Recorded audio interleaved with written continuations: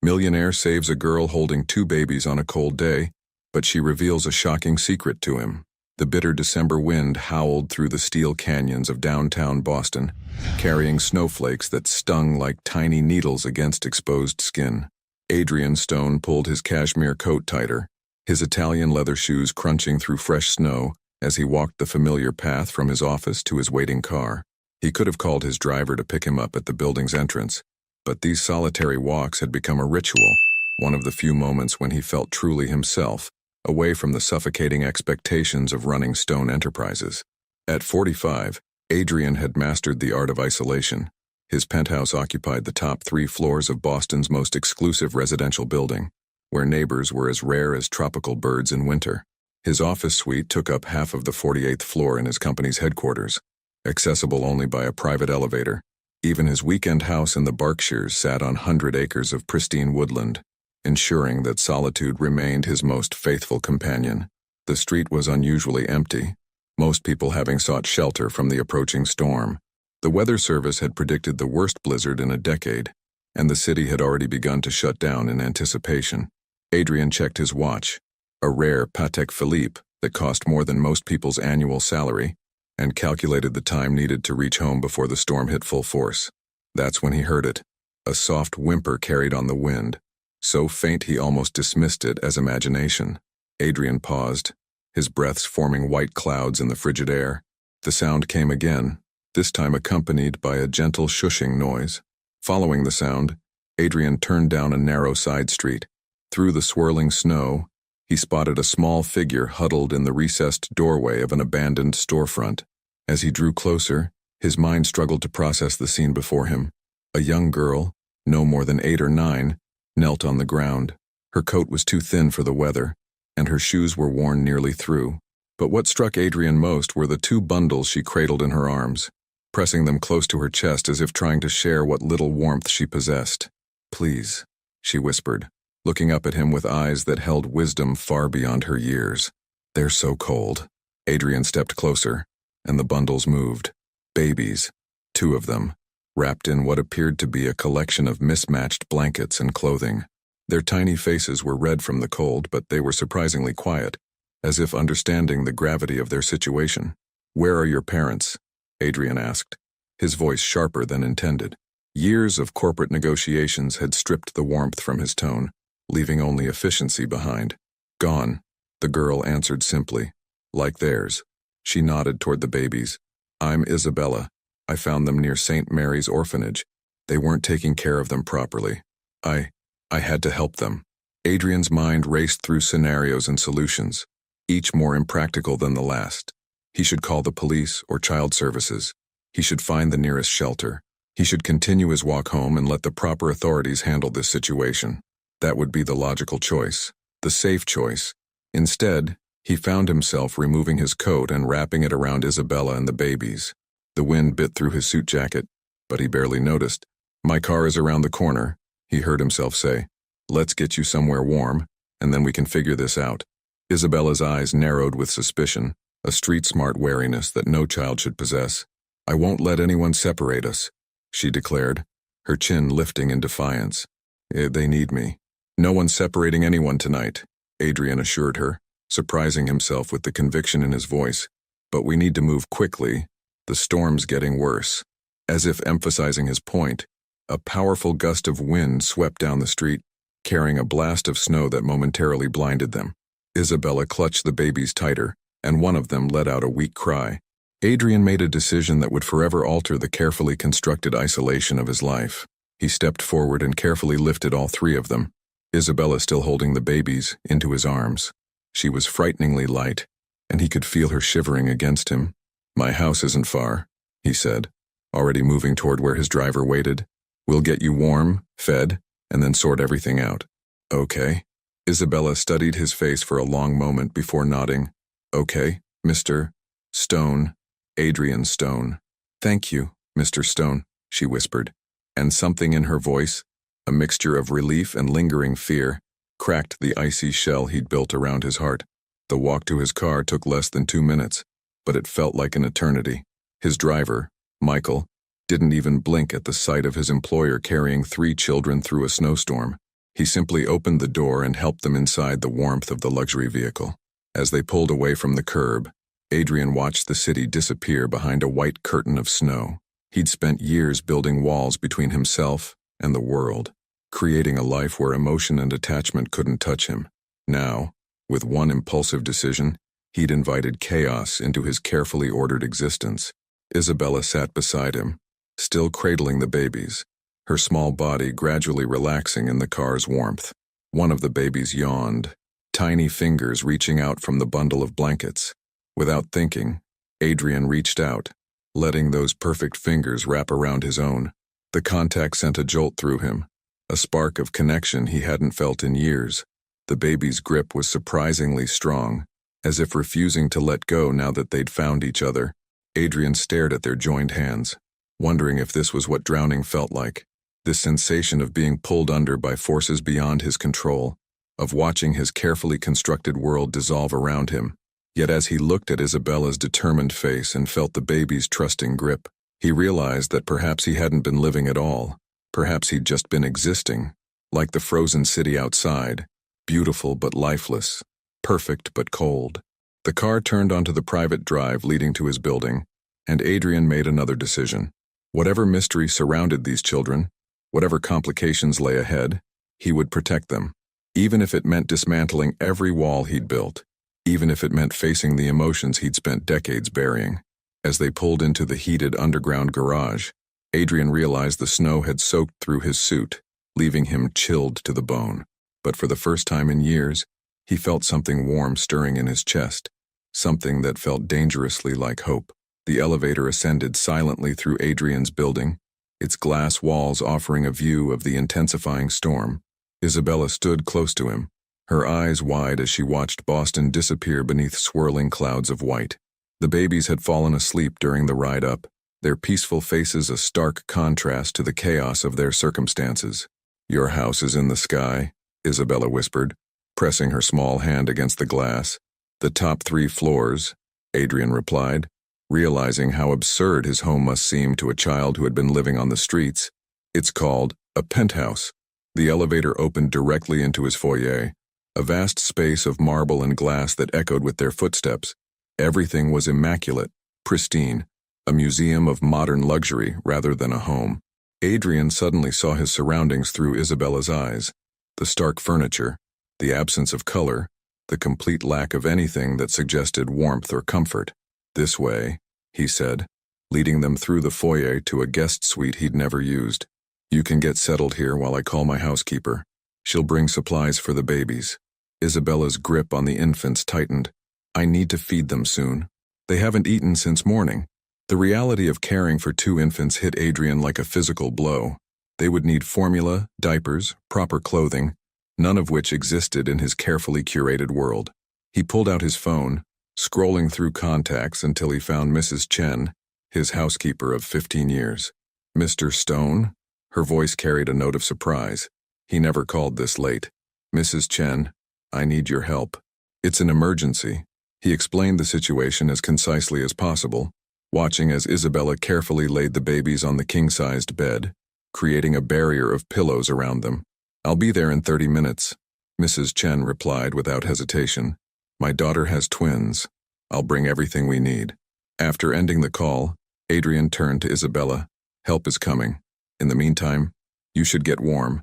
There's a bathroom through that door with clean towels. I can find you something dry to wear." Isabella glanced at the babies, then back at him. "I can't leave them. I'll watch them," Adrian offered, then added when he saw her hesitation. "I promise they'll be safe. You can leave the bathroom door open and be back in 5 minutes." She studied him with that unnervingly adult gaze before nodding slowly. 5 minutes, she agreed, her tone making it clear this was a test of trust. While Isabella showered, Adrian stood awkwardly by the bed, watching the sleeping infants. They were incredibly small, their faces still holding that new softness of early life. One of them, a boy, he thought, had a dusting of dark hair, while the other, a girl, was nearly bald except for a few pale wisps. "They're twins," Isabella announced, emerging from the bathroom wrapped in a fluffy white towel that made her look even tinier. "A boy and a girl. I named them Oliver and Grace." Adrian turned to his closet. finding a soft cotton t-shirt that would serve as a temporary dress for Isabella. Here, put this on, Mrs. Chen will bring proper clothes soon. He paused, then asked, how long have you been taking care of them? 3 days, Isabella replied, pulling the shirt over her head. It fell past her knees like a nightgown. I found them at St. Mary's. The nuns were overwhelmed. Too many babies and not enough help. Oliver and Grace were always crying, but nobody came. So I started helping, feeding them, changing them. Her voice hardened. Then I overheard 2 people talking about selling them to rich families. Bad people. They thought nobody would miss 2 more orphans. Adrian's chest tightened. So you took them and ran. Isabella lifted her chin defiantly. I had to. They needed me. Before Adrian could respond, one of the babies, Grace, began to stir, her face scrunching up in preparation for a cry. Isabella immediately moved to her, picking her up with practiced care. Oh, she's hungry, Isabella explained, cradling the infant. Oliver will wake up soon too. They always get hungry at the same time. As if on cue, Oliver's eyes fluttered open, and his sister's whimpers turned into full-fledged cries. Adrian found himself lifting the boy before he could think better of it, mimicking Isabella's careful hold. Support his head, she instructed, and Adrian adjusted his grip accordingly. The next 20 minutes were a lesson in humility, as Isabella taught him the basics of holding a baby. She explained their different cries, hunger versus discomfort versus wanting attention, with the expertise of a seasoned caretaker. Adrian, who had negotiated billion-dollar deals without breaking a sweat, found himself completely out of his depth. When Mrs. Chen arrived, laden with bags from an all-night pharmacy, Adrian nearly sagged with relief. She took in the scene, her millionaire employer holding a crying infant while an 8-year-old girl gave him instructions, without so much as raising an eyebrow. Let's get these little ones fed, she said, efficiently unpacking formula, bottles, diapers, and tiny clothes. She showed Isabella how to prepare the formula properly, though the girl clearly already knew the basics. As the babies quieted with their bottles, Mrs. Chen pulled Adrian aside. The storm is getting worse. They're closing the roads. I've brought enough supplies for several days, but we should discuss a longer-term plan. Adrian nodded, watching Isabella tend to the twins with gentle confidence. We need to figure out where they came from. St. Mary's orphanage. I'll have my team look into it tomorrow. And the police? Mrs. Chen asked quietly. Not yet, Adrian decided. Something's not right about this situation. I want to understand what we're dealing with first. He paused, choosing his next words carefully. Would you be willing to stay? At least until the storm passes? I don't know how to do this. Mrs. Chen's expression softened. Of course, Mr. Stone. The guest room on the lower floor will be fine. She hesitated, then added, It's good to see you caring about something again. Adrian wanted to protest, to maintain the professional distance he'd always kept with his staff. But as he watched Isabella singing softly to the twins, their tiny hands wrapped around her fingers, he realized it was too late for distance. These children had already breached his defenses. Later that night, after Mrs. Chen had helped settle everyone into bed, Adrian stood in his home office, staring out at the storm. The wind howled against the windows, but the penthouse was silent except for the soft breathing coming through the baby monitor Mrs. Chen had set up. He pulled up his laptop, fingers hovering over the keys. A quick search would give him information about St. Mary's orphanage, about any recent reports of missing infants. He could start unraveling this mystery immediately. Instead, he found himself listening to the peaceful sounds of sleep coming through the monitor, thinking about the way Oliver had gripped his finger, how Isabella's face had finally relaxed when she realized they were truly safe. For the first time in years, his vast penthouse felt less like a fortress and more like a sanctuary. Tomorrow would bring complications, investigations, and difficult decisions. But tonight, as the storm raged outside his walls of glass, Adrian Stone allowed himself to feel something he'd forgotten existed: purpose. Dawn broke over Boston, revealing a city transformed by the blizzard. Adrian stood at his floor-to-ceiling windows, coffee untouched in his hand, watching snowplows battle drifts that had swallowed cars whole. His phone buzzed, another message from his executive team about delayed meetings and closed offices. He'd already informed them he'd be working remotely, citing the weather. The truth felt too complicated to explain. The baby monitor crackled with soft morning sounds. Isabella's gentle whispers, the twins' quiet coos. In just 12 hours, these children had turned his ordered world upside down. The evidence was everywhere: bottles warming in the kitchen, tiny clothes laid out to dry, toys Mrs. Chen had somehow procured scattered across his pristine living room. His laptop chimed with an incoming video call. Laura Castillo, his personal attorney, appeared on screen, her expression serious despite the early hour. "I've done some preliminary research on St. Mary's," she began without preamble. "The situation is concerning." Adrian settled into his office chair. "Tell me." 3 months ago, the orphanage received a substantial private donation, $5 million. Shortly after, they began accepting more infants than their facility could reasonably handle. There are whispers about irregular adoption procedures, cash payments, missing paperwork, human trafficking, Adrian said quietly. Remembering Isabella's words about overheard conversations, Laura nodded grimly. "Possibly, but here's where it gets interesting. The donation came through a shell company that traces back to the Blackwood Foundation." Adrian's grip tightened on his coffee cup. "Richard Blackwood's charity." "The same. And given your company's history with Blackwood Industries..." A cry from the baby monitor interrupted them. Adrian glanced at the screen showing the guest suite. Oliver was awake, his wails threatening to wake his sister. "I need to handle this," Adrian told Laura. "Keep digging. Focus on any connections between Blackwood and St. Mary's board members." He found Isabella already changing Oliver, her small hands confident with the diaper. Mrs. Chen was preparing bottles in the kitchen, moving through his space as if she'd always been there. "Good morning, Mr. Stone," Isabella said, not looking up from her task. "Oliver's hungry, and Grace will wake up soon. They always know when the other one needs something." Adrian watched her work, noting the dark circles under her eyes. "Did you sleep at all?" "A little. I had to check on them every hour, make sure they were breathing right." She finished with the diaper and lifted Oliver expertly. "In the orphanage, sometimes babies would get sick at night, and nobody would notice until morning." The casual way she mentioned such negligence made Adrian's chest ache. "You don't have to do everything alone anymore. Mrs. Chen and I can help with the night checks." Isabella studied him with that penetrating gaze that made him feel transparent. "Why are you helping us?" Before Adrian could answer, his phone buzzed with an urgent message from his head of security. Surveillance footage had caught someone examining his car in the private garage during the night. The figure had been bundled against the cold, face hidden, but their interest in the vehicle was clear. "Mr. Stone?" Isabella's voice pulled him back. "Is something wrong?" He forced a smile.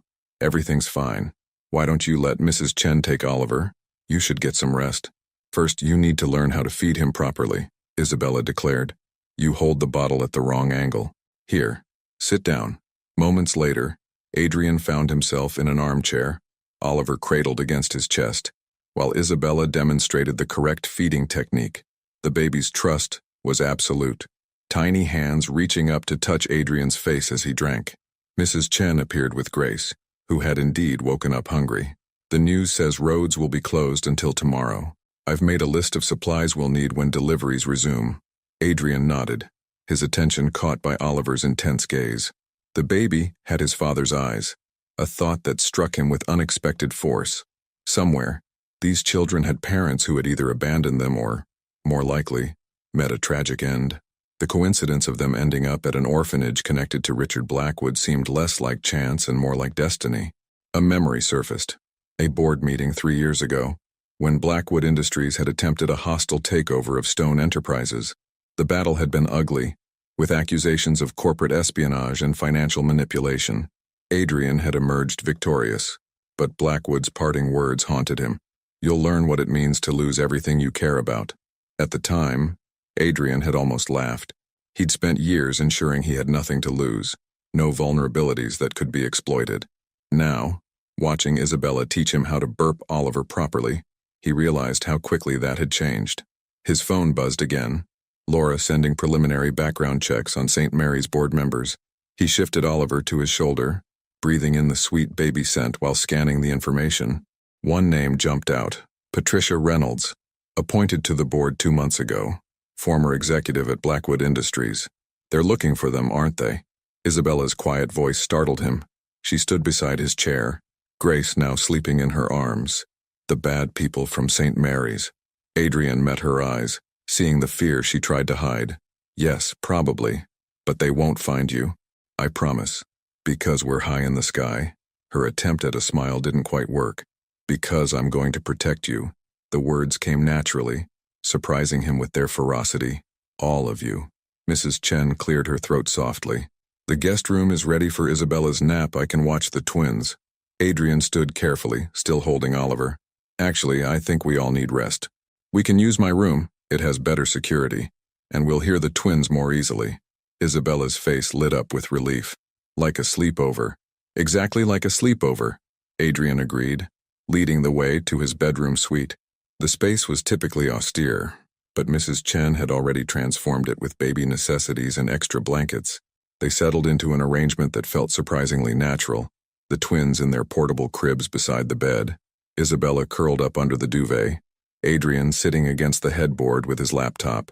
Mrs. Chen promised to wake them for lunch, though they all knew Isabella would wake at the twins' first cry. As Isabella drifted off to sleep, Adrian received another message from Laura. Found something big. Call when you can. It's about the twins' parents. Adrian closed his laptop quietly, watching the steady rise and fall of Isabella's chest, the peaceful faces of the sleeping twins. Outside, the storm continued to rage, but in here, in this room, he had created a sanctuary. Whatever Laura had discovered, whatever dangers Blackwood presented, he would face them. 3 days ago, these children didn't exist in his world. Now, he couldn't imagine his world without them. The thought should have terrified him. Instead, it filled him with a determination he hadn't felt in years. His phone buzzed with another security alert. More suspicious activity in the garage. They were coming, whoever they were. But they would find that Adrian Stone protected what was his. And somehow, in the space of a snowstorm, these children had become his to protect. Laura Castillo's face on the video call looked drawn, her usual professional composure cracked by whatever she'd discovered. Adrian sat in his home office, door closed to muffle the sounds of Mrs. Chen and Isabella playing with the twins in the living room. The twins' parents were Charlotte and Daniel Reynolds. Laura began, her voice tight. Daniel was Patricia Reynolds' son, the same Patricia Reynolds who recently joined St. Mary's board. Adrian's stomach clenched. Now what happened to them? Officially, a car accident 3 months ago. Their vehicle went off a bridge during a rainstorm. Charlotte was 6 months pregnant at the time. Laura paused, shuffling through papers. But here's where it gets complicated. The hospital records show she delivered healthy twins before dying from her injuries. Daniel was killed instantly in the crash. And the grandmother's involvement with St. Mary's? Patricia Reynolds joined the board 2 weeks after the accident. The timing aligns perfectly with that mysterious donation from the Blackwood Foundation. Laura leaned closer to the camera. Adrian, there's more. Before the accident, Daniel Reynolds was preparing to testify in a federal investigation. Into what? Financial fraud at Blackwood Industries. He was their chief financial officer, and according to my sources, he had evidence of massive irregularities. Evidence that would have implicated Richard Blackwood himself. The pieces clicked together with sickening clarity. It wasn't an accident. The investigation was dropped after Daniel's death. No witnesses, no evidence. Laura's expression hardened. But here's the real twist. Charlotte Reynolds was formerly Charlotte Stone.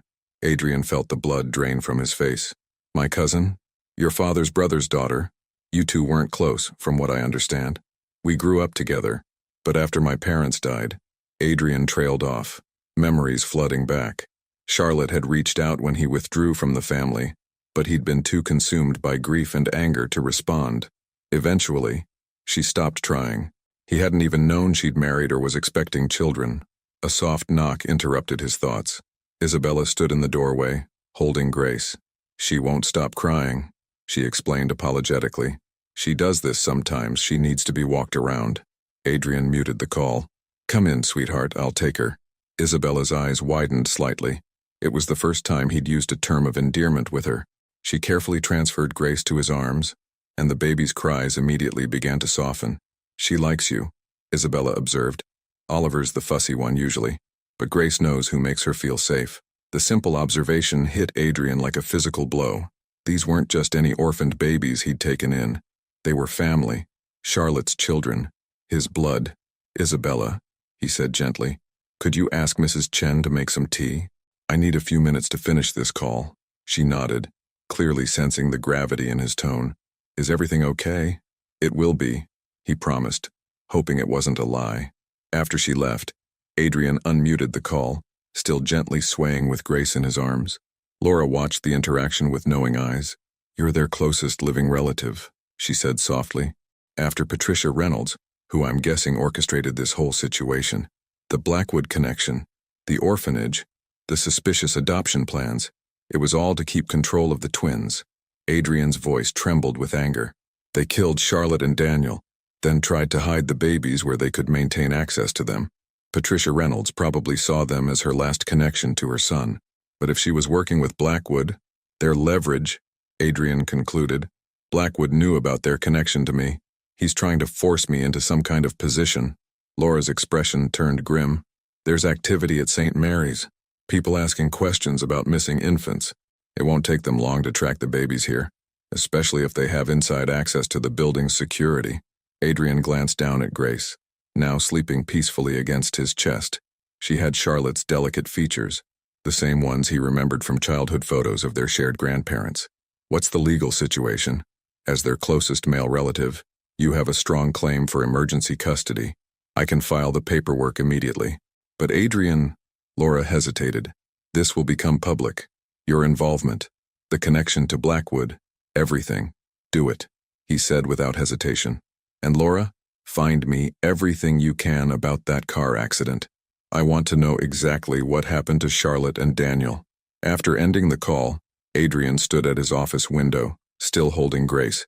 The storm had finally passed, leaving the city gleaming under fresh snow. In the living room, he could hear Oliver's delighted giggles as Isabella and Mrs. Chen played with him. His phone buzzed with a text from his head of security. Suspicious vehicle parked outside. Occupants attempting to access resident records. They were running out of time. Soon Patricia Reynolds would discover where her grandchildren were, and behind her would be Richard Blackwood, ready to use this situation to his advantage. Adrian had spent years building walls to protect himself from emotional attachment, from the pain of losing people he cared about. Now those same walls would serve a different purpose, protecting his newfound family. Grace stirred in her sleep, one tiny hand clutching his shirt. The gesture unleashed a flood of memories. Charlotte as a child, following him around at family gatherings, her tearful phone calls after his parents, death, the birthday cards he'd left unopened year after year. I'm sorry, he whispered to Grace. I should have been there for your mother, but I'm here now, and I'm not letting anyone hurt you. The door creaked open, and Isabella peeked in. Oliver's asking for his sister, she said, then corrected herself. Well, not asking exactly, but he gets fussy when they're apart too long. Come here, Adrian said, settling into his office chair. Isabella approached, climbing onto his lap next to Grace. There's something I need to tell you both. As he explained the situation in terms an 8-year-old could understand, Isabella's expression grew increasingly serious. When he finished, she was quiet for a long moment. So you're their uncle, she finally said. Their real family, yes. But Isabella, he turned her gently to face him. You're the one who saved them. You're their family too, in all the ways that matter most. Her lower lip trembled. But when their grandmother comes, no one is separating you from the twins, Adrian interrupted firmly. Or from me. We're in this together now. All of us. Isabella studied his face with that too-old gaze of hers, looking for any sign of deception. Whatever she saw must have satisfied her, because she relaxed against his chest, careful not to disturb Grace. We need to protect them, she whispered. We will. Adrian wrapped his free arm around her. I promise. Outside his office, Mrs. Chen began preparing lunch, Oliver's happy babbling providing a soundtrack to their quiet moment. But Adrian's mind was already racing, forming plans and contingencies. He had resources, influence, and now, most importantly, a reason to use them. Richard Blackwood had threatened to make him lose everything he cared about. Instead, he'd inadvertently given Adrian something to care about again, something worth fighting for. And Adrian Stone was ready for war. The security alert came just before midnight. Adrian was in his home office, reviewing the police report from Charlotte and Daniel's accident, when his phone lit up with an urgent message. Unauthorized access attempt in the private elevator. He moved swiftly through the penthouse, checking each room. Mrs. Chen was asleep in the guest suite downstairs. Isabella and the twins were secure in his bedroom, the advanced security system active. He'd spent the day upgrading every lock, every camera, every potential point of entry. His phone buzzed again. Building security had intercepted 2 men claiming to be from child services. They carried convincing badges, but the timing was suspicious. A third message followed immediately. Patricia Reynolds was in the lobby, demanding to see him. Mr. Stone. Isabella's small voice made him turn. She stood in the hallway in her new pajamas, practical clothes. Mrs. Chen had ordered during the storm. Something's wrong, I can feel it. Before he could respond, Laura's name flashed on his phone. They're making their move, she said without preamble. Reynolds filed an emergency custody petition 10 minutes ago. They're trying to force an immediate hearing. At midnight, Adrian's voice dripped with skepticism. They have a sympathetic judge. Richard Blackwood's influence runs deep. Laura's tone hardened. Don't let anyone in, Adrian. No matter what they claim, I'm on my way. Isabella moved closer, wrapping her arms around his waist. They're here, aren't they? The bad people? Adrian lifted her easily, letting her bury her face in his shoulder. Yes, but they can't reach us up here. The security system. His words were cut off by the elevator's soft chime. Adrian's blood ran cold.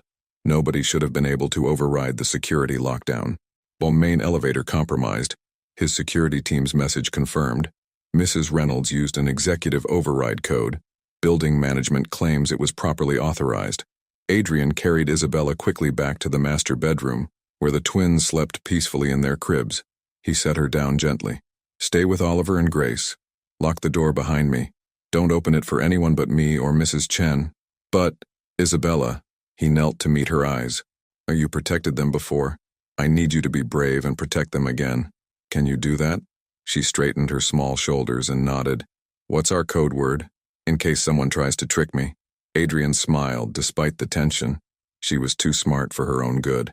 Snowstorm, he decided, because that's how we found each other.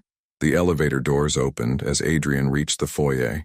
Patricia Reynolds stepped out, flanked by 2 men in suits. She was exactly as Adrian remembered from corporate events, elegant and composed and utterly ruthless. Adrian, her smile didn't reach her eyes. I apologize for the late hour, but this couldn't wait. I'm here for my grandchildren. Your grandchildren are safe and asleep, Adrian replied coldly, which is more than I can say for their parents. Patricia's smile faltered slightly. I don't know what you're implying, but I have a court order. No, you have a corrupt judge and Richard Blackwood's influence. Adrian moved to block their path to the hallway. Tell me, Patricia, did you know about the plan to kill Charlotte and Daniel, or were you just a convenient tool to help hide their children afterward? How dare you? Her voice shook with what might have been genuine emotion. I lost my son, my only child, and now you're working with the man responsible for his death. Adrian's words hit their mark. Patricia flinched as if struck. You don't understand, she whispered. Richard Blackwood owns everything, my company, my home, my future. He promised if I helped secure the children. He promised to protect you, Adrian finished. Like he protected Daniel when he threatened to expose the truth. The 2 men with Patricia shifted uncomfortably. One reached inside his jacket, but Adrian was faster. He pressed a button on his phone, and steel shutters slid down over every window. The elevator doors locked with an audible click. What are you doing? Patricia demanded. Protecting my family. Adrian's voice was steel. Charlotte was my cousin. Those children are my blood. And that little girl who saved them, she's under my protection too. You can't keep them from me. I have rights. You lost any rights when you conspired with the man who murdered your son. Adrian stepped closer, his height allowing him to tower over her. Here's what's going to happen. You're going to take your pet thugs and leave. You're going to withdraw your custody petition. And then you're going to tell me everything you know about what really happened to Charlotte and Daniel. Or what? Or I'll release everything I have on Blackwood's financial fraud. Daniel wasn't the only one keeping records. Oh, Patricia. I've spent the day discovering exactly how deep the corruption goes. The color drained from Patricia's face. He'll kill me. Then help me stop him. Adrian softened his tone slightly. Help me protect your grandchildren from the man who took their parents. Before Patricia could respond, Oliver's cry pierced the silence. It was followed immediately by Grace's wail, the twins' uncanny connection manifesting in shared distress. Something in Patricia broke. She pressed her hands to her mouth, stifling a sob. They sound just like Daniel did at that age. Come back tomorrow, Adrian offered. Properly, during the day. Meet them under my terms. Help me give them the justice and safety they deserve. For a long moment, Patricia stood frozen in indecision. Then, slowly, she nodded. I'll tell you everything. But Adrian, her eyes hardened. Watch your back. Richard won't stop until he destroys everything you care about. It's how he operates. I'm counting on it, Adrian replied. Because this time, he's facing someone with nothing left to lose and everything to protect. After they left, Adrian found Mrs. Chen already in the master bedroom, helping Isabella calm the twins. Grace quieted immediately in his arms, while Oliver snuggled into Isabella's embrace. They're gone? Isabella asked. For now. Adrian settled into the oversized armchair, still holding Grace. But we need to be ready. This is just the beginning. Isabella climbed up next to him, Oliver securely in her lap. We're stronger together, she declared with all the certainty of her 8 years. Adrian looked at their unlikely family. A broken businessman, an orphaned girl wise beyond her years, twin babies who had lost everything, and a housekeeper who had become so much more. Together, they were no longer fragments of broken lives, but pieces fitting perfectly into a new whole. Yes, he agreed, watching the city lights glitter beyond the steel shutters. We are. Tomorrow would bring new battles. Patricia's revelations, Blackwood's retaliation, the legal fights ahead. But tonight, in this moment, they were safe, and Adrian Stone finally understood what he'd spent his whole life running from, the terrifying, exhilarating power of having something worth fighting for. Morning light filtered through the penthouse windows as Adrian studied Patricia Reynolds across his dining room table. She looked older than she had last night, grief and fear etching deep lines around her eyes.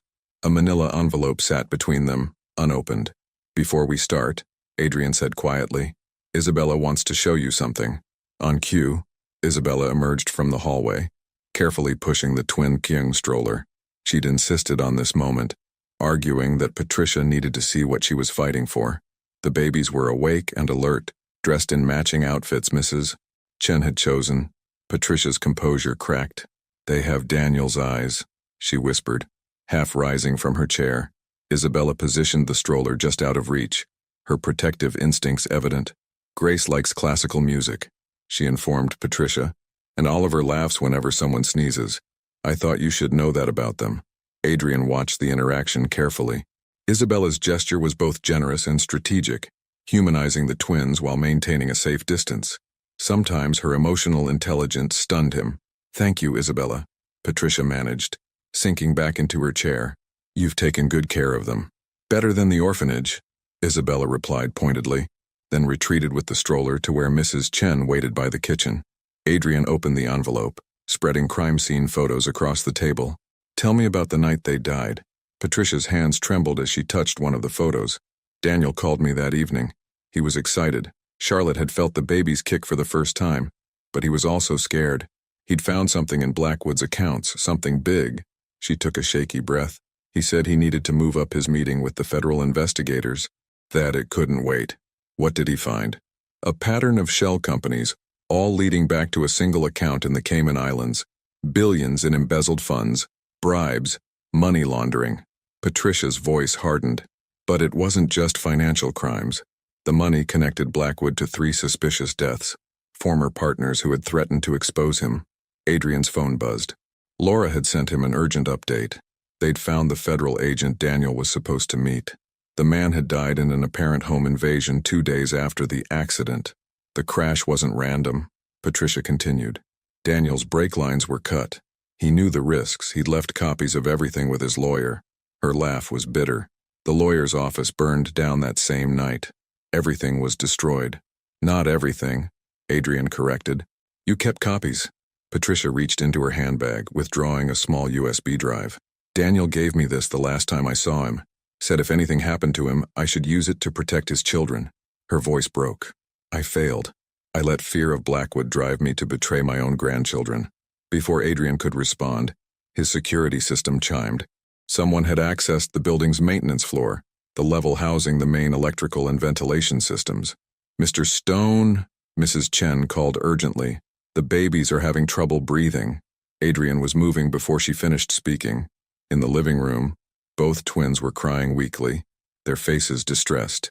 Isabella looked pale, swaying slightly on her feet. "Gas," Adrian realized, smelling the faint chemical odor. They're pumping something through the ventilation system. He scooped up Isabella while Mrs. Chen grabbed the twins. Panic room, now. They had practiced this drill, but never expected to need it so soon. The panic room was disguised as a walk-in closet, equipped with its own air filtration system and enough supplies for days. Patricia staggered after them, clearly affected by the gas. "Blackwood," she gasped. "He must have followed me." Adrian sealed the panic room door just as the penthouse's lights flickered and died. Emergency lighting bathed them in a soft blue glow as the room's systems engaged. "Independent power supply," he explained, helping Mrs. Chen settle the twins in the prepared bassinet. "And clean air." Everyone just breathed normally. Isabella curled up in a corner, hugging her knees. "I'm scared," she admitted in a small voice. Adrian knelt beside her. "I know, sweetheart, but you're doing great. Just like in the storm, remember? We protect each other." His phone still had signal. The panic room's walls were designed to allow communication. Laura's messages flooded in. The building had been evacuated due to a gas leak. Men in utility uniforms had been seen entering through the service entrance. "They're coming for the evidence," Patricia realized, clutching the USB drive. "And the children. Blackwood wants to tie up every loose end." Adrian's security feed showed 4 men in maintenance uniforms methodically searching the penthouse. They moved with military precision, checking every room. "They'll find us eventually," Patricia whispered. "The gas was just to force us in here, like rats in a trap." "No," Adrian said firmly. "This room was designed to withstand everything short of a nuclear blast. And help is coming." As if on cue, his phone lit up with a message from Laura. "FBI team 2 minutes out. Keep them occupied." Adrian activated the panic room's external speaker system. "Looking for this." His voice echoed through the penthouse, making the intruders freeze. "Daniel Reynolds. Evidence. All the dirty secrets that got him killed." The men converged on the master bedroom, following his voice. Adrian watched them through the security feed, noting their movements. "You won't find it," he continued. "Just like you won't find the copies I've already sent to every major news outlet. Time-delayed emails. Set to release everything in..." He checked his watch. "About 15 minutes. One of the men spoke urgently into a radio. Adrian could guess who was on the other end. "Tell Blackwood he lost," Adrian pressed. "And the truth about Daniel and Charlotte, about all of it, it's already out there. He can't bury it anymore." Isabella tugged his sleeve, pointing at the security feed. Red and blue lights reflected off the building's windows. The intruders noticed too, quickly retreating toward their entry point. "Federal agents!" The shout echoed through the penthouse. "Down on the ground!" The next few minutes were chaos on the security feed. The intruders attempted to flee but were quickly overwhelmed by FBI tactical teams. Through it all, Adrian held Isabella close while Mrs. Chen soothed the twins. "I helped them plan this," Patricia said quietly. "Not the gas. I didn't know about that. But I told Blackwood's men about the penthouse layout, the security systems." She met Adrian's eyes. "I'm so sorry." "Make it right," Adrian replied. "Tell the FBI everything. Help me protect them." Patricia looked at the twins, now sleeping peacefully despite the commotion outside. "Daniel would have loved them so much," she whispered. "He was so excited about being a father." A gentle knock on the panic room door made them all jump. "Mr. Stone," Laura's voice came through clearly. "It's safe now. We've secured the penthouse."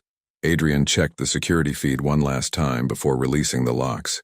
FBI agents had established a perimeter, and paramedics were standing by to check everyone for gas exposure.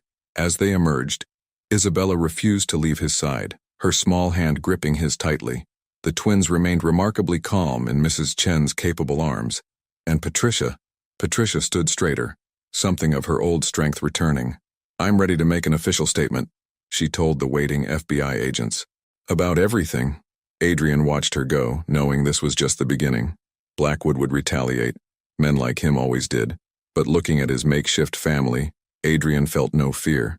They had survived the storm that brought them together. They would survive this too. "Mr. Stone?" Isabella's voice was tentative. "Do we have to leave, now that they found us?" Adrian lifted her into his arms, letting her rest her head on his shoulder. No, sweetheart. This is our home. We're not going anywhere. Outside, the sun broke through Boston's winter clouds, bathing the penthouse in warm light. The twins stirred, reaching for each other across Mrs. Chen's arms, and Adrian Stone, who had spent years building walls to keep the world out, finally understood the strength that came from letting the right people in. The FBI's Boston field office hummed with activity as Adrian watched Patricia Reynolds' interview through a two-way mirror.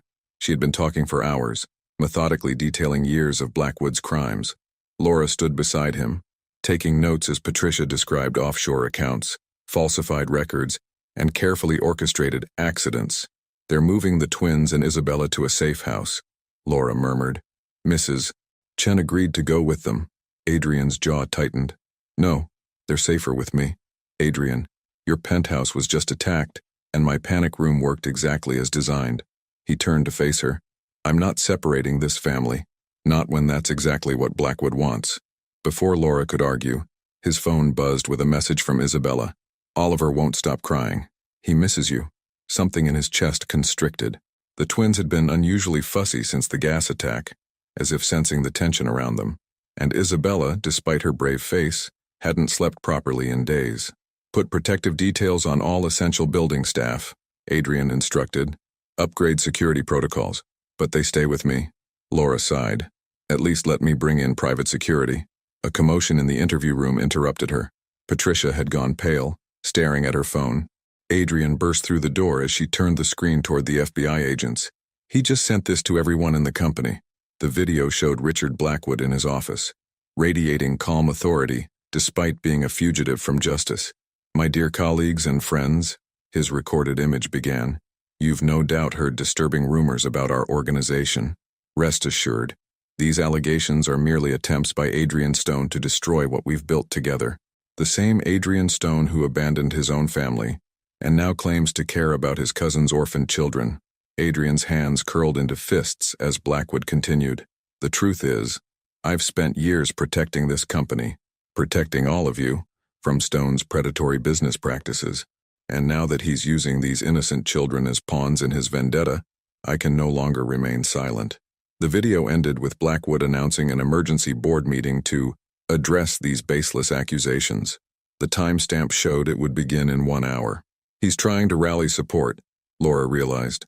Turn your own board against you, while distracting us from whatever he's really planning, Adrian added. His phone buzzed again. Isabella sending a photo of the twins playing with Mrs. Chen. His resolve hardened. I need to get to that meeting. Mr. Stone, the lead FBI agent interrupted. We have agents en route to Blackwood Industries, but corporate politics aren't your jurisdiction. Adrian was already moving. Laura, get me everything we have on board members and connections to Blackwood. Patricia, I need you to come with me. Patricia blinked in surprise. Why? Because you're the only one who can prove he killed your son. The drive to Blackwood Industries felt endless. Adrian's security team had swept his car for tampering, but every red light felt like an opportunity for attack. Patricia sat silently beside him, clutching a briefcase containing copies of Daniel's evidence. I should have protected him, she whispered suddenly. My own son, and I chose that monster over him. You can protect his children now, Adrian replied. Help me end this. The Blackwood Industries tower loomed ahead, its glass facade reflecting the afternoon sun. News vans crowded the street. Someone had leaked information about the emergency meeting. Adrian's phone lit up with a text from an unknown number. Back off, or the next gas attack won't be so gentle. Children are so fragile. He showed the message to Laura, who immediately began coordinating with FBI cyber teams to trace it.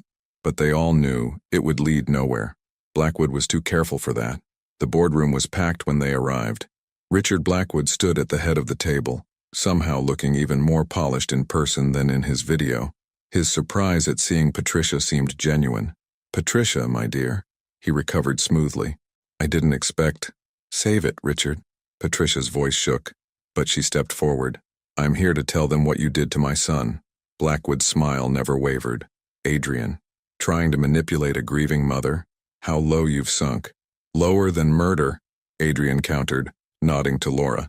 She connected her laptop to the room's display system, and Daniel Reynolds' financial records filled the screen. For the next 20 minutes, Patricia methodically laid out the evidence of Blackwood's crimes: wire transfers, shell companies, falsified reports, all leading back to him. The board members grew increasingly uncomfortable as she described Daniel's discovery of the pattern, his plans to expose everything. "He called me that night." Patricia's voice finally broke. "He was so excited about the twins, about being a father. And you," she pointed at Blackwood, "you had him killed before he could ever hold his children." Tragic accusations from a woman clearly manipulated by grief. Blackwood responded smoothly. "Where's your proof that I had any involvement in that terrible accident?" Adrian stepped forward. "The FBI is examining Daniel's car right now. The brake lines weren't just cut. They were cut with a proprietary tool manufactured exclusively for Blackwood Industries' maintenance teams." A murmur ran through the board members. Blackwood's smile slipped slightly. "Furthermore," Adrian continued, "Daniel wasn't just gathering evidence of financial crimes. He found something else, didn't he? Something about Charlotte." For the first time, real fear flickered across Blackwood's face. "Charlotte worked in medical research," Adrian pressed. "She was investigating revolutionary treatments for childhood diseases, treatments that would have competed directly with pharmaceuticals owned by Blackwood shell companies." "You're reaching, Adrian," Blackwood sneered, but sweat beaded on his forehead. "Am I? Because Daniel's files show that Charlotte made a breakthrough just before her death, a discovery that would have cost your hidden pharmaceutical companies billions." Adrian turned to the board. "He didn't just kill Daniel to hide his financial crimes. He killed them both to bury Charlotte's research." Chaos erupted in the boardroom. Security officers moved to block the exits as board members demanded answers. Through it all, Blackwood maintained his composure, until Patricia played the final card. "I recorded our last conversation, Richard." Her voice cut through the noise. "The one where you explained exactly how you'd make Daniel's death look like an accident, how you'd ensure Charlotte and the babies didn't survive to inherit his shares." Blackwood moved with surprising speed, reaching for something under the conference table. But Adrian was faster. His fist connected with Blackwood's jaw just as FBI agents burst through the doors. Hours later, Adrian sat in his penthouse living room. Isabella curled against his side while the twins slept nearby. Mrs. Chen had finally agreed to rest, knowing the danger had passed. Laura was handling press inquiries, and Patricia was still giving statements to the FBI. "Are the bad people gone now?" Isabella asked sleepily. Adrian kissed the top of her head. "Yes, sweetheart. They can't hurt us anymore." "Good," she yawned. "Because I like our family just the way it is." Adrian looked around at this improbable family he'd found in the middle of a snowstorm. The twins would grow up knowing their parents' legacy, not just the tragedy of their deaths, but the courage of their convictions. Isabella would never again worry about being separated from them. And he had finally found something worth fighting for. Outside, snow began to fall again, but this time it felt like a blessing rather than a storm. They were safe, they were together, and Adrian Stone, who had spent so long hiding from love, finally understood that it had been his greatest strength all along. The morning headline stared up from Adrian's desk. Blackwood Industries CEO arrested. Murder, fraud charges rock Boston business world. Below the fold, a smaller headline caught his eye. Stone Enterprises CEO seeks custody of orphaned relatives. "They spelled my name wrong," Isabella commented, peering at the paper from her perch on his office couch. She had insisted on staying close to him since Blackwood's arrest, as if afraid he might disappear. "Actually, sweetheart, they didn't mention your name at all." Adrian set the paper aside. "I made sure of that. You deserve your privacy." The twins were napping in their newly installed nursery, monitored by Mrs. Chen's ever-watchful eye. The penthouse had transformed over the past week, baby-proofed and brightened, toys scattered across once pristine surfaces. Even Adrian's office had a dedicated corner for Isabella, complete with books and art supplies. His phone buzzed with a message from Laura. "Judge Henderson agreed to hear the custody case next week, but we have a problem." Before Adrian could respond, the elevator chimed. Patricia Reynolds stepped out, looking more composed than she had since Daniel's death. A week in protective custody while testifying against Blackwood had given her time to recover her strength. "I'm not here to cause trouble," she said quickly, noticing how Isabella tensed. I brought something for the twins, and for you, Isabella." She set a worn leather photo album on Adrian's desk, Daniel's baby pictures, and some of him and Charlotte. I thought they should know their parents, Who they really were. Isabella approached cautiously, drawn by curiosity. Adrian opened the album, and they gathered around it together. That's Daniel at Oliver's age. Patricia pointed to a photo of a laughing baby. He had the same cowlick that never stays down. Grace has Charlotte's smile, Isabella observed, studying another picture. I've been trying to figure out who she looks like. The moment was interrupted by Adrian's phone ringing. Laura's tone was urgent. Child Services is pushing back on the custody arrangement. They're questioning the suitability of a single man adopting 3 children, especially given your reputation for isolation. Adrian's grip tightened on the phone. What are our options? They're sending a social worker for an evaluation. Tomorrow. Isabella, who had moved closer during the call, wrapped her arms around Adrian's waist. They won't take us away, will they? No, Adrian and Patricia said simultaneously. They shared a surprised look. Patricia cleared her throat. I've been thinking, maybe we could work together. For the children's sake, I could testify about your care of them, help demonstrate family support. Adrian studied her carefully. The Patricia Reynolds who had conspired with Blackwood was gone, replaced by a woman desperate to atone for her mistakes. But could he trust her? A cry from the nursery made the decision for him. Both twins were awake, their distinct wails harmonizing in their usual duet. Isabella immediately moved toward the sound, but Patricia's longing expression stopped her. Would you like to help? Isabella offered cautiously. I can show you how they like to be held. The vulnerability in Patricia's eyes spoke volumes. I'd like that very much. Adrian watched them go, his heart twisting. Isabella led Patricia to the nursery, explaining the twins' preferences with the expertise of a seasoned caregiver. Oliver likes to be walked in circles, but Grace prefers swaying side to side. And they both calm down faster if you sing to them. His phone buzzed again. Another message from Laura. Social worker's name is Rebecca Martinez. 20 years of experience, known for being thorough but fair. The sound of Patricia's surprised laugh drifted from the nursery. He really does have his father's cowlick. Adrian moved to the doorway, taking in the scene. Isabella was showing Patricia how to properly support Oliver's head while walking him, while Mrs. Chen demonstrated the twins' favorite swaying motion with grace. The afternoon sun streamed through the windows, casting everything in a warm glow. Mr. Stone? Mrs. Chen beckoned him over. Would you take Grace? She's been reaching for you. As he cradled his niece, Adrian caught Isabella watching him with a knowing smile. She had been right all along. They were stronger together.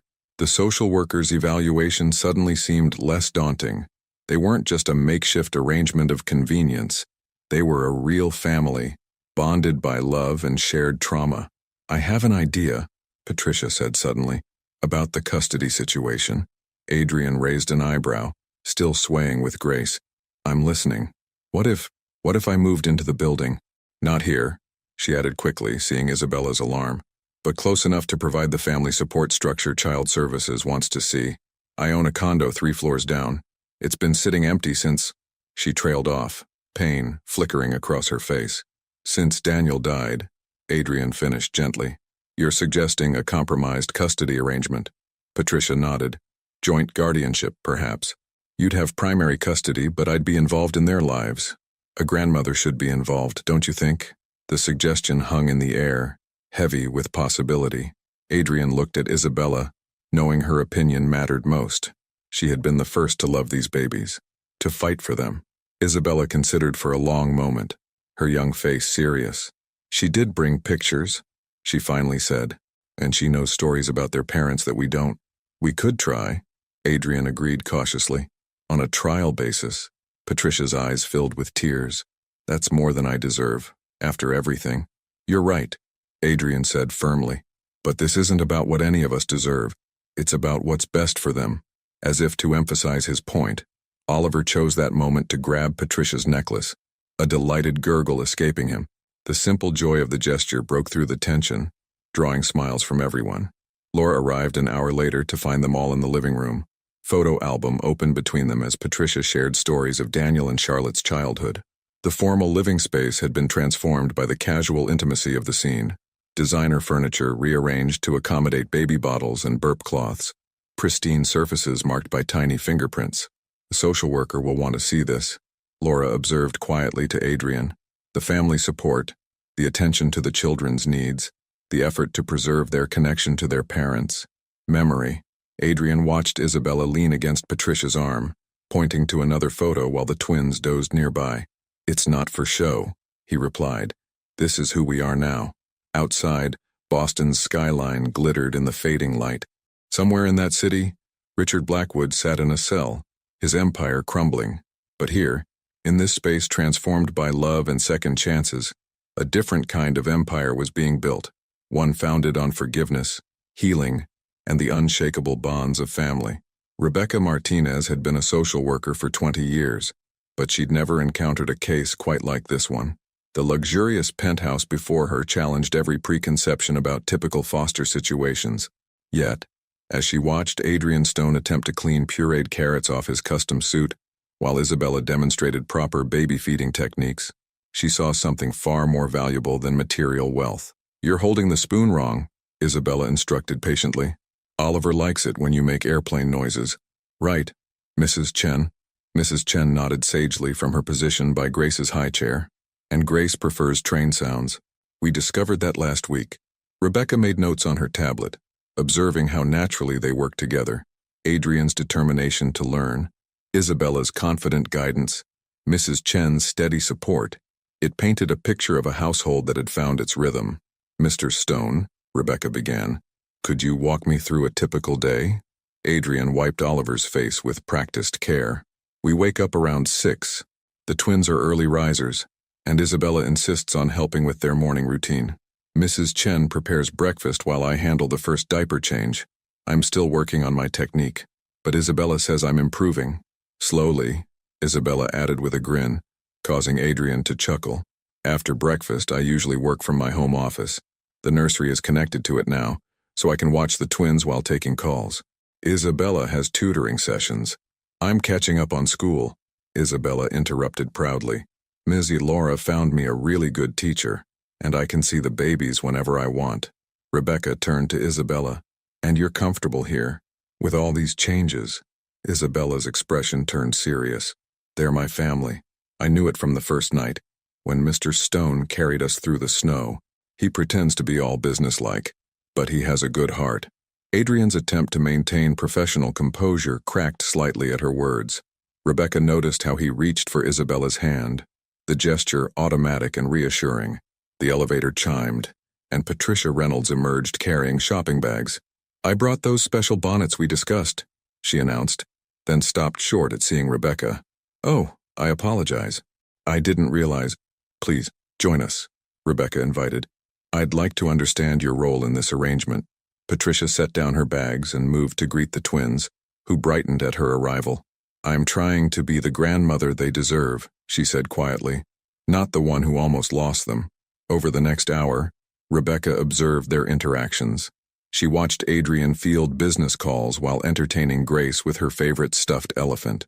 She saw Isabella help Patricia organize the twins' growing wardrobe, offering expert opinions on which outfits were most practical for feeding time.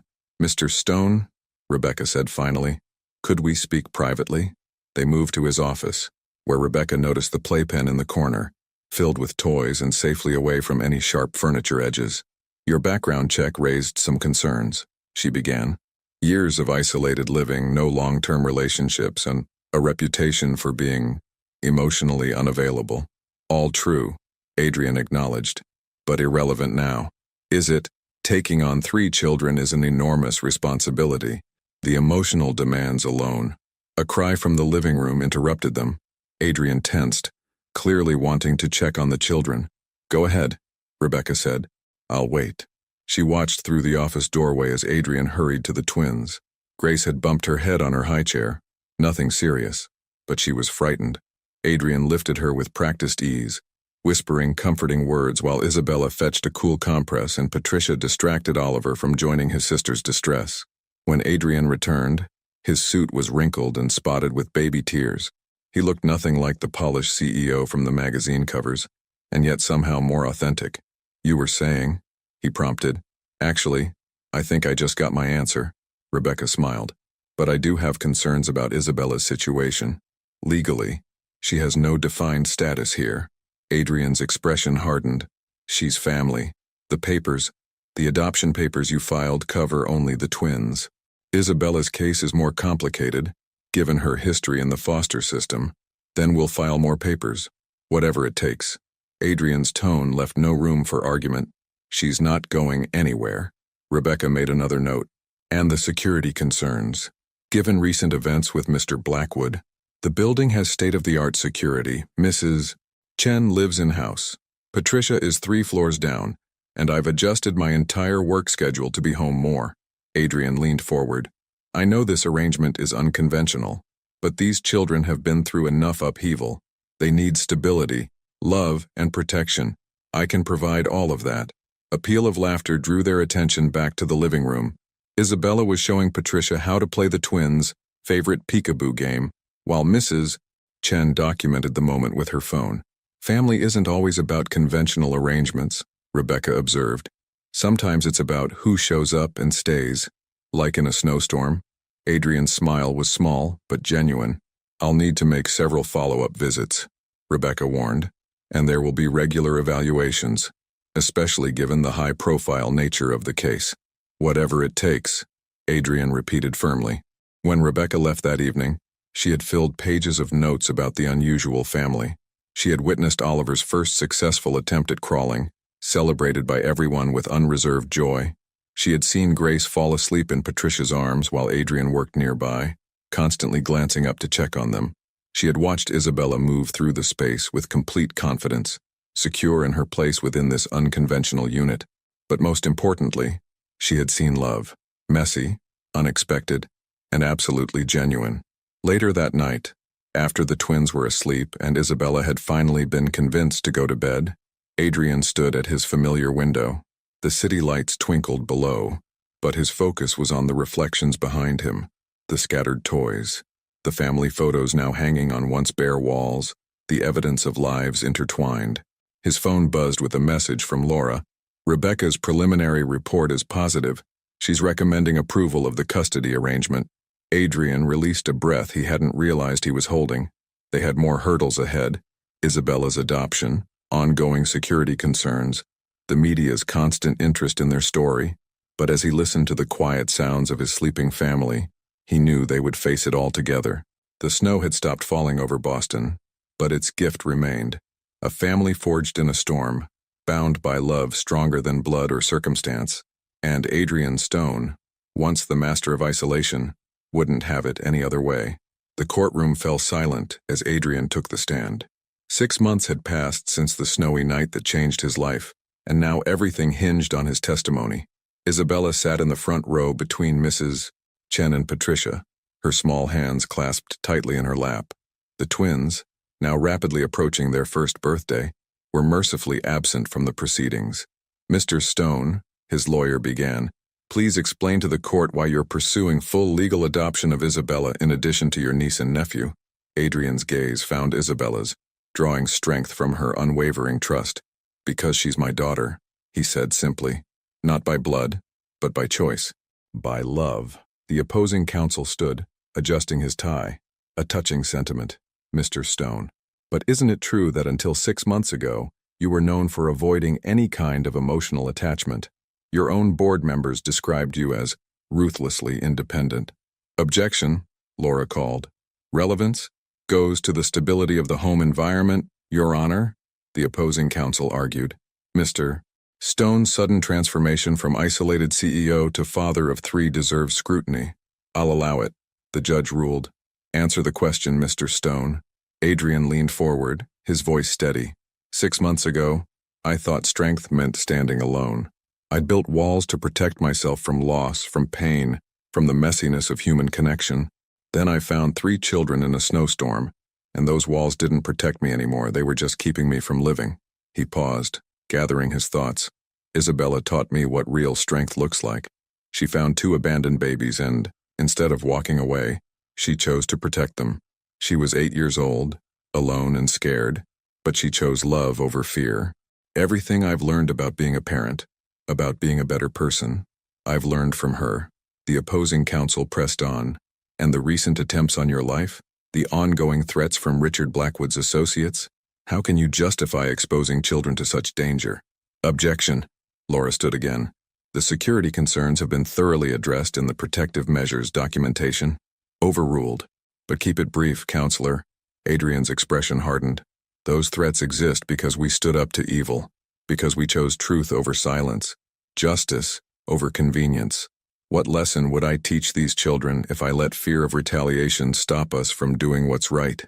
A soft sound drew his attention back to Isabella. She was crying silently, but her face shone with pride. Patricia held her close, whispering something that made the girl nod. Mr. Stone, the opposing counsel continued, your own cousin's children were orphaned because of corporate violence. How can you— That's exactly why, Adrian interrupted, his voice sharp. Charlotte and Daniel died protecting the truth. Their children, my children, will grow up knowing that courage isn't about avoiding danger.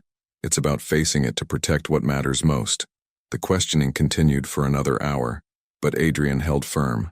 He detailed the security measures at home, the therapeutic support for all three children, the network of love and protection they'd built.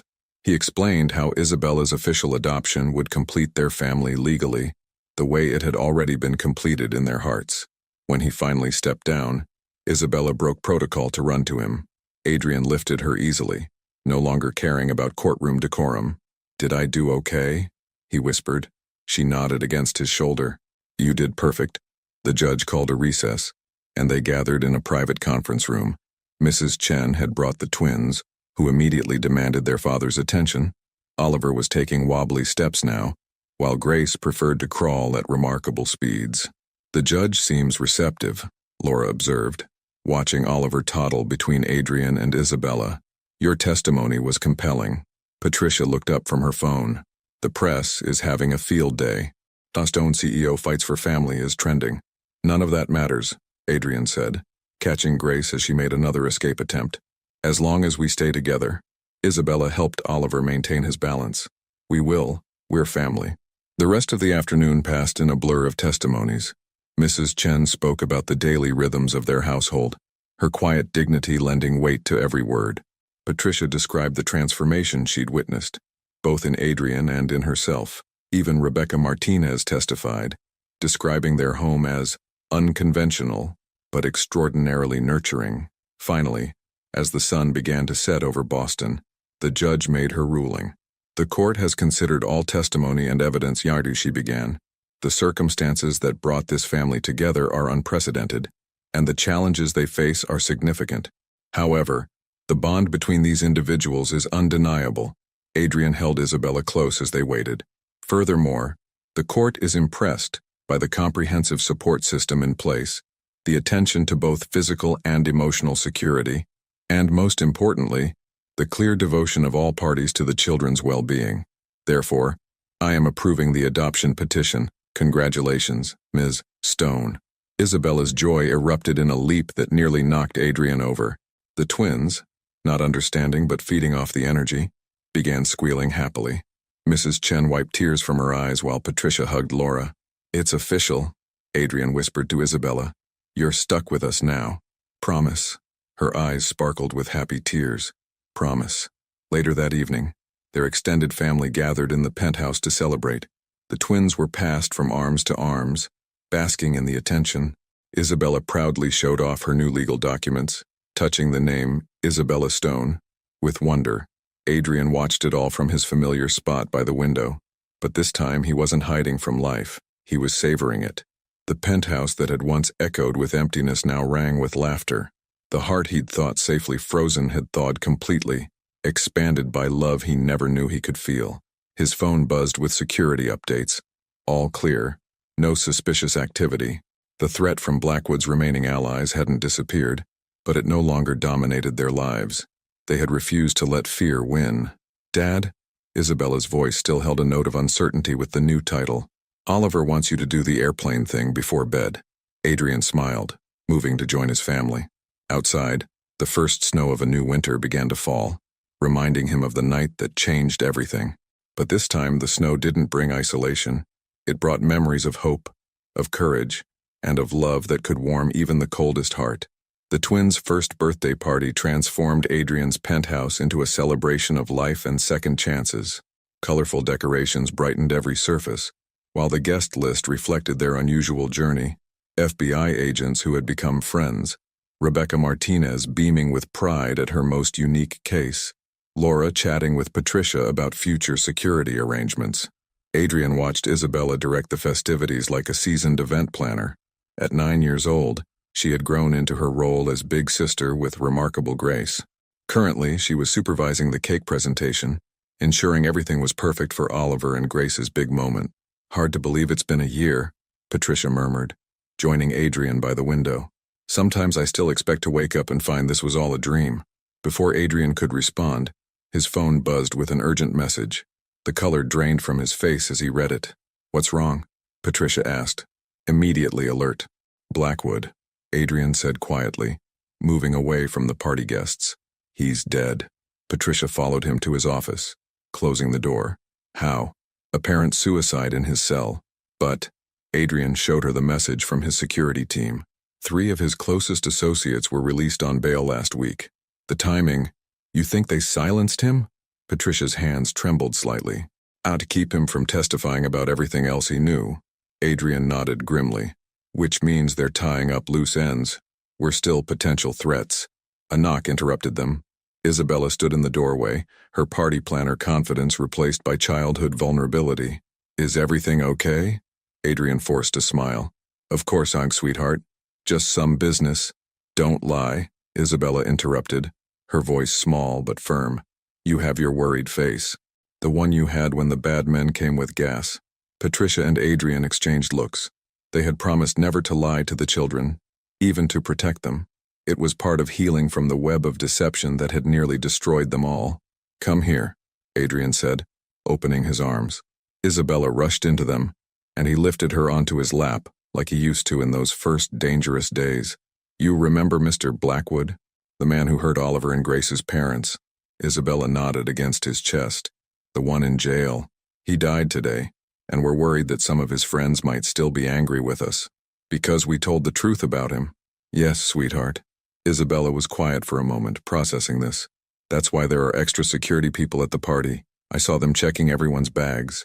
Sometimes her perceptiveness still startled Adrian. "Yes, we're being extra careful, but we're not going to hide, right?" Isabella pulled back to look at him. "Because that's what Oliver and Grace's parents died for. The truth."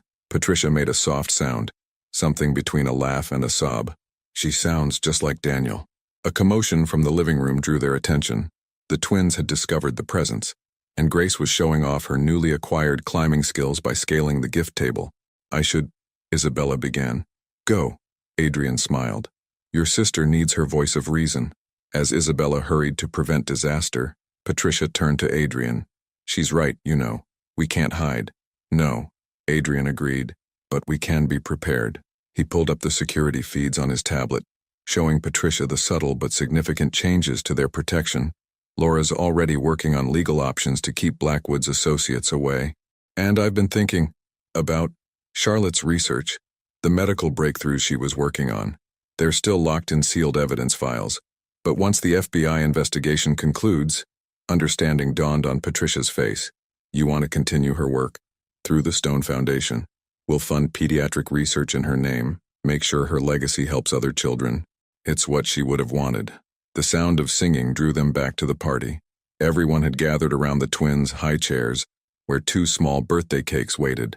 Isabella stood between them, helping each baby grasp their plastic forks. "Ready?" she called out. 1, 2. The twins attacked their cakes with enthusiasm, frosting flying everywhere. Oliver immediately went face first into his, while Grace methodically dismantled hers piece by piece. Their different approaches drew laughter from the guests. Adrian found himself holding his phone, recording every moment. These were the memories he wanted the twins to have, not the tragedy that brought them here, but the joy they found afterward. The family that had formed around them, protecting them not just with security systems and legal documents, but with unconditional love. Mrs. Chen appeared with warm washcloths, already anticipating the cleanup needs.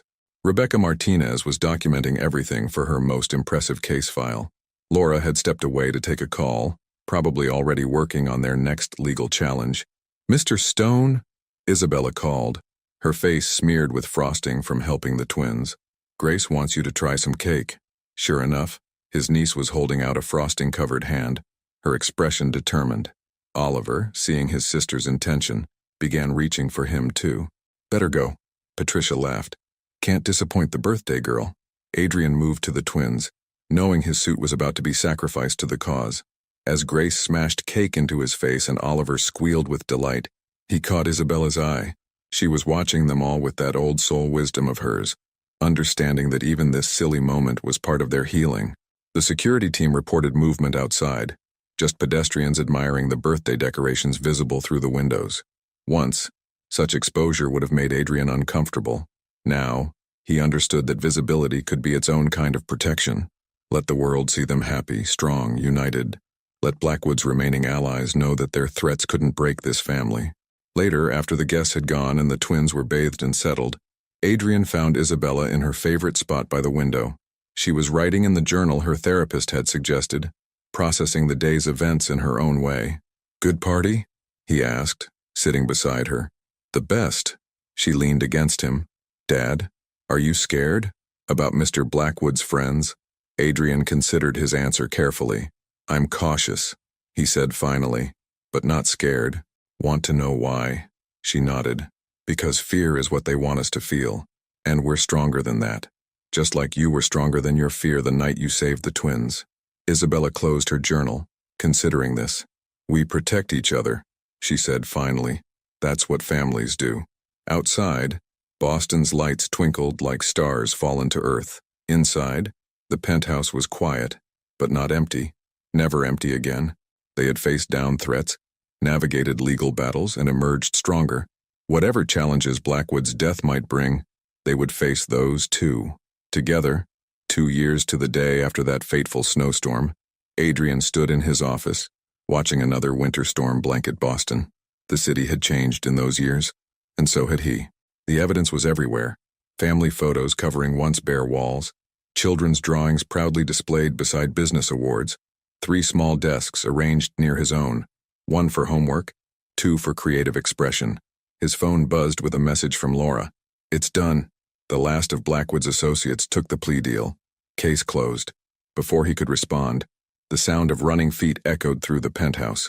The twins, now 3 years old, burst into his office with Isabella close behind. Dad, Grace called, her voice carrying the same determination her mother had possessed. Oliver's trying to read the letter without us. Am not, Oliver protested, clutching a thick envelope. I was just looking at it. Isabella, now a wise 11, mediated as usual. We agreed to open it together, remember? As a family. The envelope contained Charlotte's research findings, finally released from evidence now that all legal proceedings had concluded. Adrian had promised they would review it together, understanding how much it meant to all of them to know their mother's final work. Mrs. Chen has hot chocolate ready, Isabella announced, and Grandma Patricia is on her way up. Should we wait? The elevator chimed as if on cue.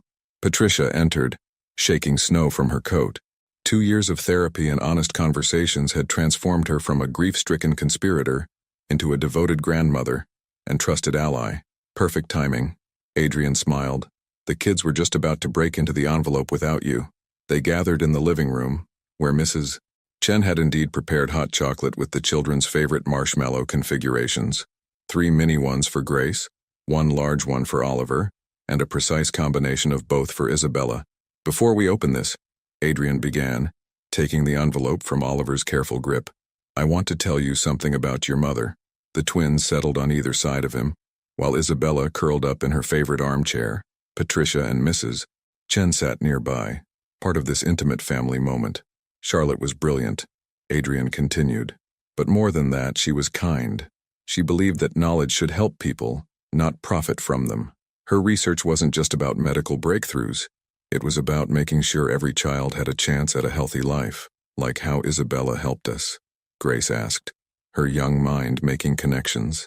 Exactly like that. Adrian smiled at his oldest daughter. Your mother would have loved knowing that her children were saved by someone so brave and caring. Isabella blushed, still uncomfortable with praise even after all this time. Can we read it now? Adrian opened the envelope carefully. Inside were Charlotte's final research notes, her elegant handwriting filling page after page. As he began to read aloud, the technical language gave way to something more personal, her hopes for her unborn children, her dreams for their future. My dearest babies, Adrian read, his voice thick with emotion. I don't know if you'll be boys or girls, but I know you'll be loved. Your father talks to you every night, making plans and promises. We can't wait to meet you. Oliver and Grace listened intently, absorbing these words from the mother they never knew. Isabella reached over to hold their hands, forming an unbreakable chain of support. If you're reading this, Adrian continued, it means something went wrong. But know this, you were wanted, you were loved, and I hope whoever is caring for you now loves you just as fiercely as we would have. Patricia wiped tears from her eyes. She would be so proud, she whispered. Of all of them. The research itself was groundbreaking. Charlotte had indeed found a revolutionary treatment approach. The Stone Foundation would ensure it helped countless children, her legacy living on through lives saved and families preserved. Dad, Isabella's voice pulled Adrian from his thoughts. Can we do our tradition now, since it's snowing again? He smiled, knowing exactly what she meant. Every year on this day, they bundled up and walked to the spot where they first met, leaving flowers despite the winter weather. It was their way of honoring the moment that transformed their lives. As they prepared to brave the storm, Adrian watched his family with quiet joy. Grace helped Oliver with his scarf, while Isabella double-checked everyone's gloves. Mrs. Chen packed thermal containers of hot chocolate, and Patricia gathered the flowers they would leave. They were different people now than they had been 2 years ago. The twins were growing into their parents' legacy of courage and determination. Isabella had blossomed from a scared but brave little girl into a confident young leader. And Adrian had learned that the greatest strength comes not from standing alone, but from holding each other up. The storm outside was fierce, but they faced it together, just as they had faced everything else. As they stepped into the swirling snow, Adrian felt Grace slip her small hand into his right hand while Oliver claimed his left. Isabella walked ahead with Patricia, their boots leaving tracks in the fresh snow. Remember when you carried all of us? Isabella asked, turning back to smile at him. That first night? Best decision I ever made, Adrian replied. They reached the spot where everything began. The old storefront had been renovated, transformed into a branch of the Charlotte Reynolds Children's Medical Center, another way they honored her memory. As they laid the flowers, Adrian looked at his family. They had faced death threats, legal battles, and the ghosts of their past. They had emerged stronger, bound together not by blood alone, but by choice and love, and the fierce determination to protect each other. The snow continued to fall, but this time it didn't bring isolation or fear. Instead, it brought memories of hope, of courage, and of the night a broken man found healing in the act of helping 3 children who needed him. Ready to go home? He asked, watching the twins attempt to catch snowflakes on their tongues while Isabella documented the moment with her camera. We are home, Isabella replied simply, gesturing to all of them. A home is wherever we're together. And she was right, Adrian realized. Home wasn't the penthouse with its security systems and luxury. Home was Grace's determined spirit and Oliver's infectious laugh. It was Isabella's wisdom and Mrs. Chen's quiet strength. It was Patricia's redemption and his own transformation. As they walked back through the storm, Adrian Stone finally understood the full circle of their journey. They had all been lost in different ways. A lonely businessman, an orphaned girl, twins robbed of their parents, a grandmother seeking redemption. But together, they had found something greater than any of them could have imagined. They had found family, and in the end, that was the greatest gift the storm had brought them all. The end. If you had to choose just one moment in this story that touched your heart the most, what would it be?